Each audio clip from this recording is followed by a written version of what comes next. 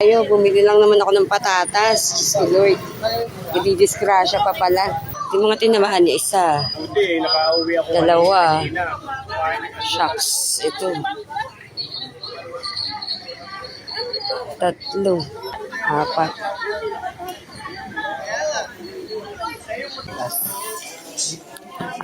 Sa baba na rin natin sila ng bigas eh. Ah, nakapagbaba na rin sila. Wala, dami babayaran ng driver eh. Hindi tayo dyan. Pasalubong pa naman ako din. Ay, may pinakaba siya kay Ring. Hindi pa lang ginalapit. Pero nung doon, ano ba yan? Yung pirasan lang. Hindi ba? Ito. Yan lang po.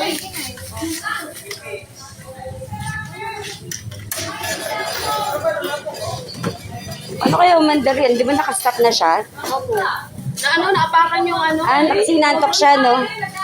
Nahantak doon, nakatulog. Oo. Bigla kasi umandar, nagulat ako. Nandun pa naman ako sa harapan din.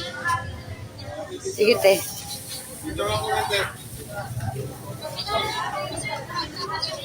May video. Anong gagawin dyan po? Wasak pa Hindi ko po alam, hindi po ako ano dyan. Sino ano dito? Dito po, sila po yung nagdi-deliver. Paano ba yan? Harapat likod po ng kotse. Na-damage pati yung ano namin. Wala, hindi na kami makakabiyahe niya, no? Wala, sira eh. Kaya nga.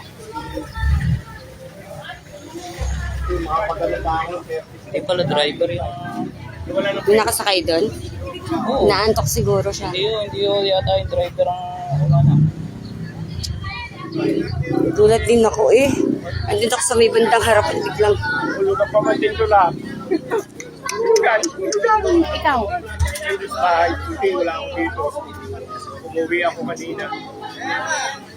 Yung mga tinamahan niya, isa. Hindi, nakauwi ako Dalawa. kanina. Shucks. Ito. Tatlo.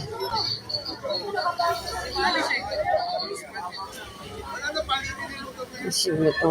Apat.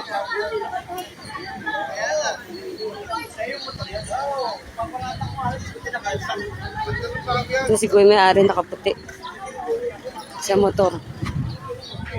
Yung company siguro magbabayad. Ha? Yung company kaya siguro magbabayad. Bayaran nila talaga yan. Ako nandito ako eh. Diyos ko. Kala ko didiretso eh. Sa akin eh. Ay, ako kapaparada ko lang. Gulat ako. Uuwi na tayo. Bumili lang naman ako ng patatas. Diyos ko Lord. Ididisgrasya pa pala. Kuya, wait lang.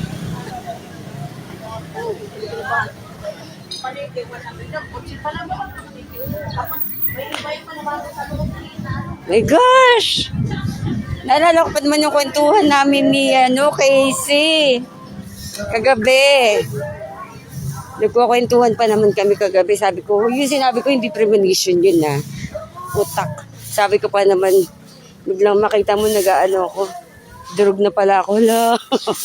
Ayoko na magsalita. Napaka-morbid kasi namin mag-usap ni Casey. Grabe. Mamaya ikukwento ko kay Casey. Babay muna. Ganyan.